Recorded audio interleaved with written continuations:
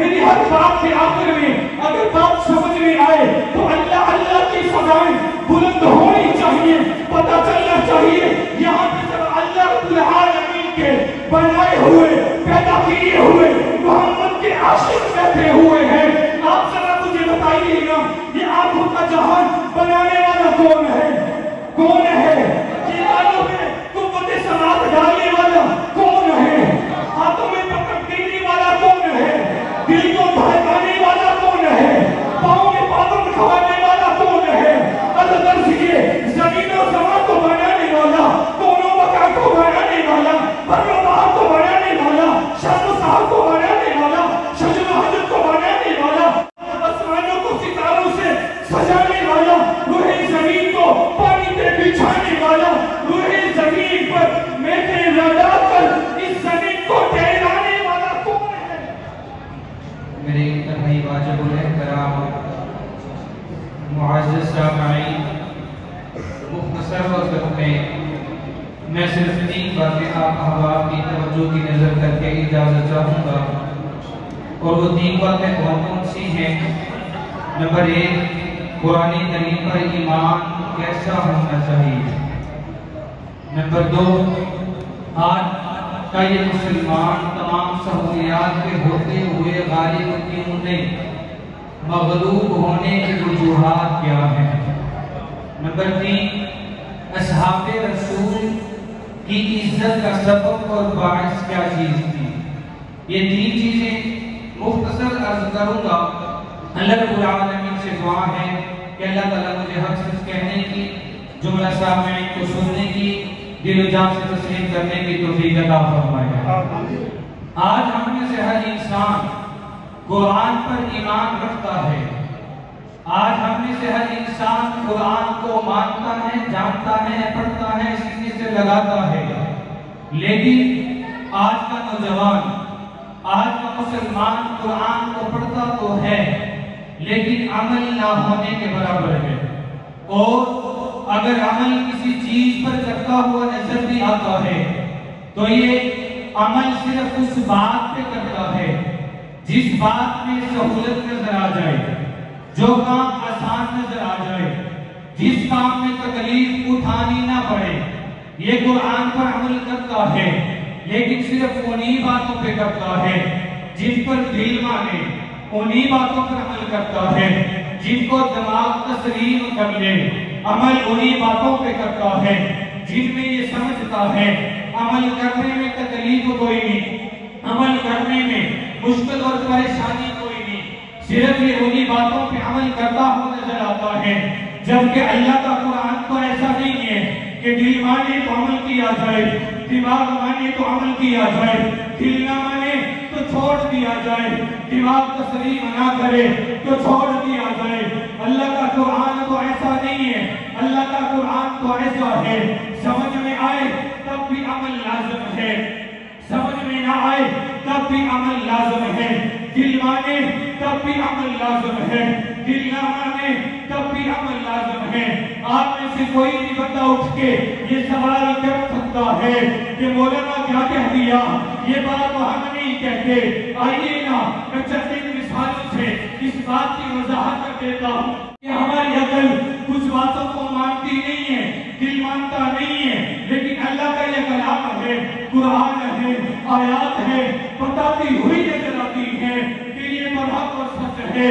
آئیے قرآن کو اٹھائیے، اپنے دماغ میں اس بات کو رکھیں، ہمارا دماغ کیا کہتا ہے، ہماری عقل تو یہ کہتی ہے اگر کسی انسان کو آگ لگ جائے وہ جل جاتا ہے، کپڑے کو آگ لگ جائے فنا ہو جاتا ہے، گھر میں آگ بھڑک جائے اس میں کوئی چیز بچتی نہیں، ہر چیز فنا ہو جاتی ہے۔ ہماری عقل کا یہ کہنا ہے آگ جس چیز کو اپنی لپیٹ میں لے لے اس چیز کا ختم ہونا تو برحق ہے۔ ہماری عقل کا کہنا تو یہ ہے جس علاقے کو آگ اپنی لپیٹ میں لے لے اس چیز کو ختم کر دیا کرتی ہے، لیکن اللہ کے قرآن کا کیا کہنا ہے؟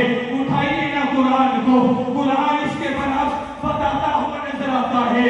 قرآن کہتا ہے جب اللہ نے اپنے حبیب پیغمبر کو، اپنے خلیل کو، ابراہیم کو آگ سے نمرود کے حوالے نے کیا، اس آگ نے پیغمبر کو جلانا تو درکنار ہے، پیغمبر کو فنا کرنا تو درکنار ہے، پیغمبر کی ہستی کو مٹانا تو درکنار ہے، اس آگ نے اس خلیل کو تپش اور حرارت تک نہیں پہنچائی۔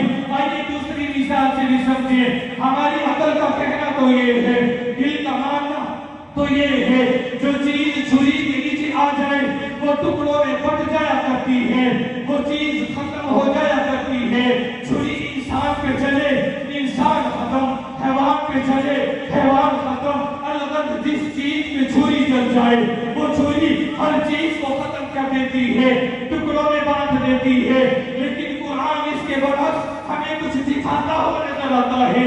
قرآن کہتا ہے اللہ رب العالمین نے اپنے خلیل پیغمبر کے بیٹے کو چھری کے نیچے بھی لایا ہے، باپ نے چھری کو تیز بھی کیا، چھری کو چلایا بھی ہے، طاقت بھی لگائی، زور بھی لگایا، پاور بھی لگائی، لیکن اس چھری نے اسماعیل کی گردن کو کاٹنا تو درکنار ہے، ابراہیم کے بیٹے کو زخمی کرنا تو درکنار ہے، اس چھری نے اپنے اس خلیل کے بیٹے کو ایک خراش تک نہیں آنے دی۔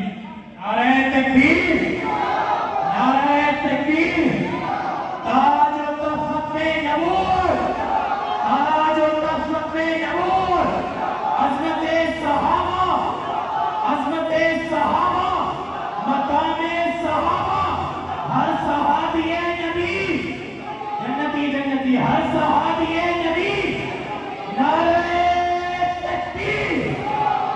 تشریف رکھیں، ہوا بیٹھ جائیں، بیٹھ جائیں۔ عظمت نے یہ کیا کہ عقل تو یہ کہتی ہے چھری کا کام کاٹ دینا، ٹکڑوں میں بانٹ دینا، سانسوں کو بکھیر دینا، جدا کر دینا، علیحدہ کر دینا، لیکن اللہ کا قرآن کیا کہتا ہے کہ ابراہیم کا بیٹا جب چھری کے تلے آ گیا، جب اس کے ٹکڑے کرنے کے لیے، ذبح کرنے کے لیے، گردن کو جدا کرنے کے لیے، اللہ کی رضا کے لیے قربان کرنے کے لیے باپ نے چھری کو چلایا ہے، اس چھری نے بیٹے کی گردن کو جدا نہیں کیا، زخمی نہیں کیا، یہاں تک کہ اس چھری نے ایک خراش تک نہیں آنے دی۔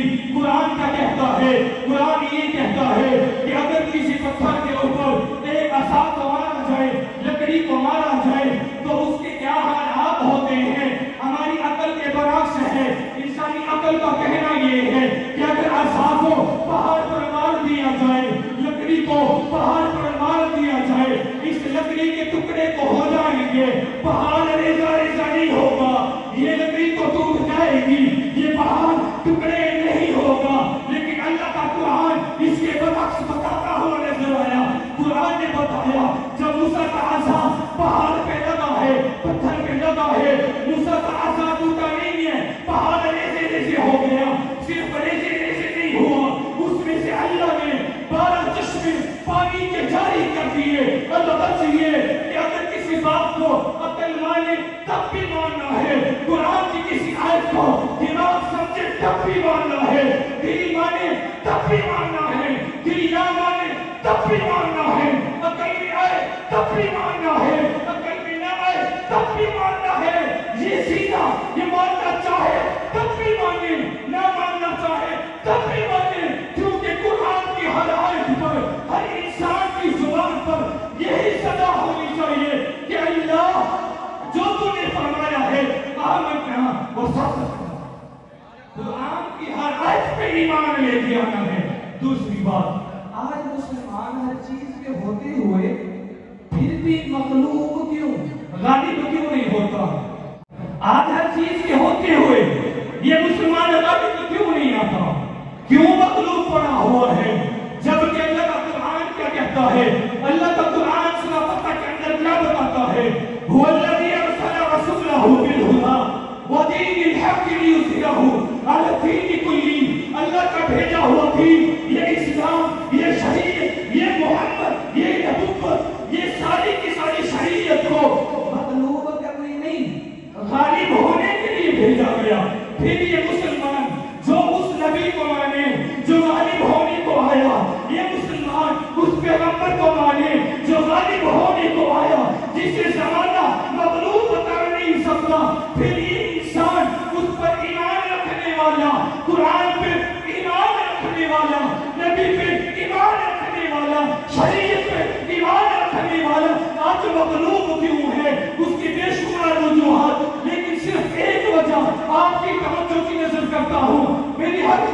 आखिर में अगर बात समझ में आए तो अल्लाह अल्लाह की सजाएं बुलंद होनी चाहिए, पता चलना चाहिए यहाँ पे सब अल्लाह रब्बुल आलमीन के बनाए हुए, पैदा किए हुए मोहम्मद के आशिक बैठे हुए हैं। आप जरा मुझे बताइए ना, ये आंखों का जहान बनाने वाला कौन है? कौन है? ये आंखों में कुव्वत समात डालने वाला कौन है? हाथों में पकड़ देने वाला कौन है? दिल को धड़काने वाला कौन है? पाँव में पाबंद खवाने वाला कौन है?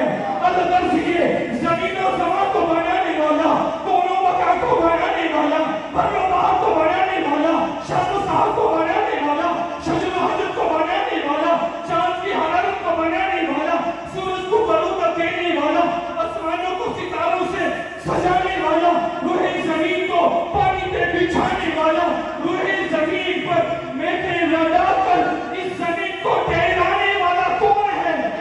अल्लाह है। आज हम अल्लाह की नहीं मानते, अल्लाह के पैगंबर की नहीं मानते, फिर चाहते ये हैं कि गाली आ जाए, कुरान को छोड़कर मज़लूम को हो सकते हैं, कभी गालिब नहीं आ सकते। अल्लाह का कुरान जब जब भी जो हुक्म दे हमें चाहिए कहते आमन्ना हो सकना, कुरान हुक्म दे नमाज के लिए आ जाओ, हम कहे आमन्ना हो सकना, कुरान कहे झुक जाओ, हम कहे आमन्ना हो सकना, कुरान कहे अल्लाह और अल्लाह के हबीब के लिए सब कुछ कुर्बान कर दो, जुबान पे क्या कहना चाहिए? आमन्ना व सद्दकना। तीसरी आखिरी बात, सिर्फ 2 मिनट में आखिरी बात कि असहाबे रसूल की इज्जत का बाइस क्या था? असहाबे रसूल के लिए भी कुरान नहीं, हमारे लिए भी नहीं, उनके लिए भी नबी मोहम्मद, हमारे लिए भी मोहम्मद, उनके लिए भी यही इस्लाम, यही दीन, यही शरीयत, हमारे लिए भी यही। बुनियादी फर्क कहाँ पे आया? आखिर ऐसी कौन सी वजह है जिसने हमें पीछे कर दिया, असहाबे रसूल को आगे बढ़ा दिया और हमारे दरमियान एक दीवार खड़ी कर दी? ये कहाँ पे फर्क आया है?